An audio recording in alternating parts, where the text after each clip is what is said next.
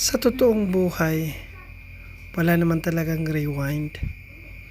Kaya dapat sulitin natin ang bawat oras na meron tayo.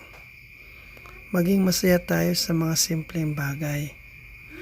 Dapat enjoyin natin ang bawat oras na meron tayo. Huwag natin gawing komplikado ang mga bagay-bagay. Simple lang.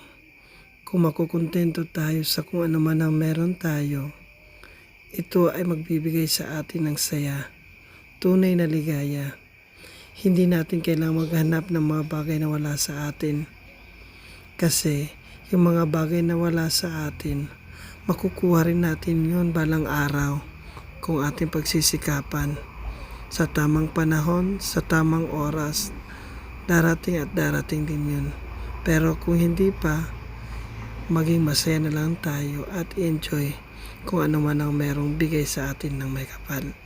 Maraming salamat sa panonood.